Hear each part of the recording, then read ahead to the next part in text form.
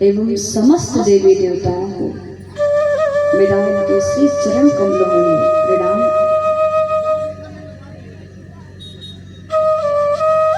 मंच पर समुपस्थित समस्त संगीत बंधुओं को मेरा व्यासपीठ की ओर से जय श्री राधे जय श्री श्याम तथा पधारे हुए समस्त हरिभक्तों को मेरा इस व्यासपीठ की ओर से जय श्री राधे जय श्री श्याम। आज कथा का पंचम दिवस है। अभी तक की कथाओं में हमने क्या श्रवण किया? ठाकुर जी ने कौन कौन सी लीलाओं को अपने भक्तों के माध्यम से चरितार्थ कराया। ध्रुव पर कृपा करी, विदुर चरित्र को संक्षेप में सुना, प्रहलाद चरित्र को सुना, भक्ति नारद संवाद को सुना एवं समस्त लीलाओं को हमने कुछ को विस्तार से कुछ को सूक्ष्म से अपने कर्ण रंध्रों में सार गर्भित किया। लेकिन आज ऐसे परमात्मा की लीला है, आज ऐसे जगत के जगन्नाथ की क्रिया शक्ति की लीला है, जो कि राजा परीक्षित को महामुनि सुखदेव जी कहते हैं, राजा परीक्षित देख लो ऐसा ब्रह्म जो कि केवल ब्रजमंडल में ही ऐसा गोरस बेचता हुआ गोकुल के गोपियों के साजे पे नाचता हुआ दिखेगा। हर स्थान पर पूजनीय है वह परमात्मा, परम सिद्धांतों से, परम आराधना से, उपासकों से रिश्ता है। लेकिन नहीं, आज तो उनका यह हो गया कि ब्रजमंडल में वह जगत का जगन्नाथ खुद ऐसी लीला करके गोपांगनाओं को रिझाता है। नंदास्तत मज उत्पन्न जाता हलादो महामना, आहूय विप्रान वेद ज्ञान स्नाता सुचिर लंकिता। नंदास्तत मज उत्पन्न। भैया माइक वाले, 4 दिवस से मैंने आपकी माइक से कथा करी।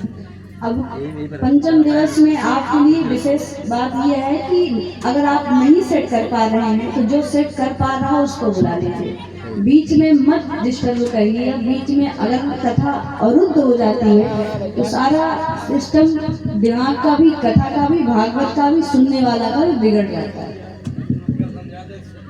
बोलिए भक्तवत्सल भगवान की। नंदास्तत मज उत्पन्न जाता हलादो महा। आज मानो व्यास जी के परम पुत्र श्री महामुनि सुखदेव जी वर्णन करना चाह रहे हैं कि पुराण कितने हैं? 18।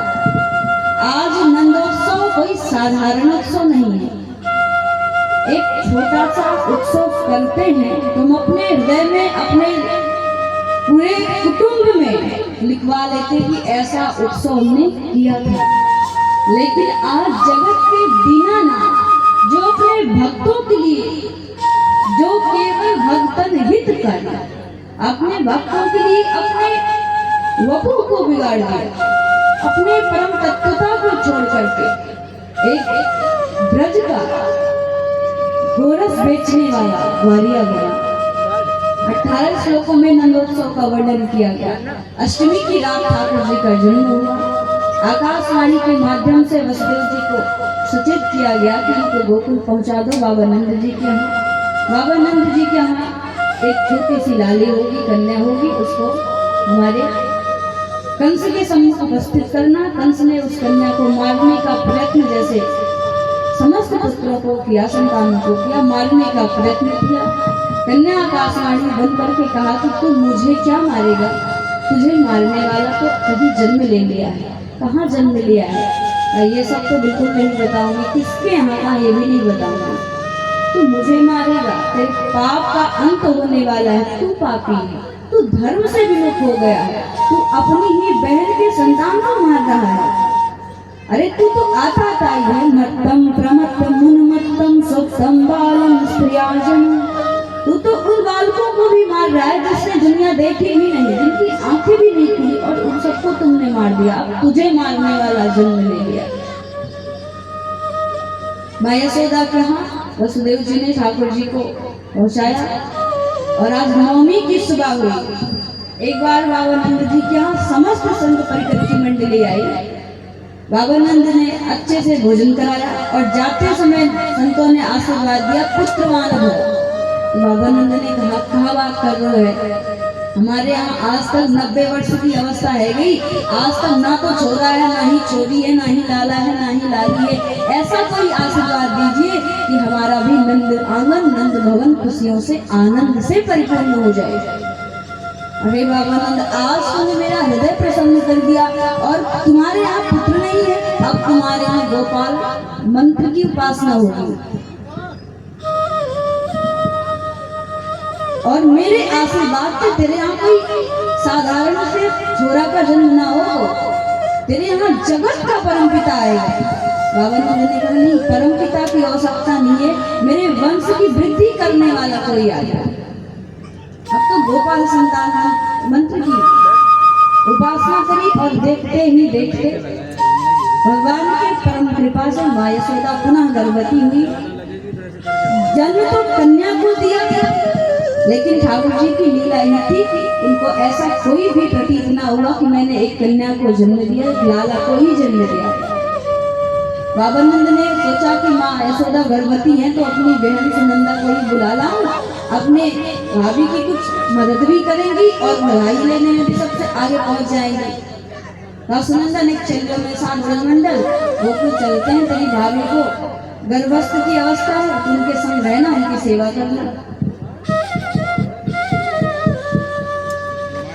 लेकिन सुनंदा आई, आज अष्टमी की रात्रि बीत गई, नवमी की सुबह हुई। झरोके से सुनंदा देखती है कि माँ यशोदा के समीप एक छोटा सा बालक जो दिखने में मनमोहक है, जो कोई देखता रहे तो देखता ही रह जाए। देखा कि मेरी भाभी को एक छोटा सा सुंदर सा छोरा हुआ, तो भागती भई आई, अरे बाबानंद सुन रहे हो, क्या हुआ गोपी, क्या हुआ बहन, क्या हुआ? का ऐसे तो नहीं बताने वाली, बताऊं क्या हुआ? हाँ बताइए ना, क्या हो गया? ऐसा है तेरे यहाँ एक छोरे का जन्म हो गया। आज तो गोपाल वंश की मानो सिद्धि ही हो गई। अरे छोरे कट्टे में देखा, ठीक हाँ छोरे का ही जन्म हो, लेकिन ऐसे नहीं मोड़े देखने को दूंगी, पहले तो मुझे बधाई दो। अब तो बाबानंद ने सारी मालाएं देकर तुम्हें ही दान कर देता हूँ और तुम्हें ही बधाई रखो, तुमने इतना अच्छा संदेश सुनाया मुझे, पूरे ब्रजमंडल में बधाई होने लगी। वाचित्वा स्वस्तयनम जात कर्मा ध्वजस्य कार्यामास विधिव पितृदेवार्चनम तथा। कहा कि वाचित्वा स्वस्तयनम, सारे ब्राह्मणों को पुनः बुलाया, अरे आपकी ही कृपा से मेरे इस नंद महल में एक संतान को जन्म हुआ है और तुमने कहा था कि मेरे यहाँ जो संतान होगा वो परमात्मा होगा। आज तुम्हारे यहाँ तुम्हारी कृपा से ही मेरे नंद महल में आनंद की उत्पत्ति हो गई है। संतों ने कहा पहले तो बिना दान के तो कोई सिद्धि होती नहीं, दान दो। अब तो बाबा ने उदार मना से धेनो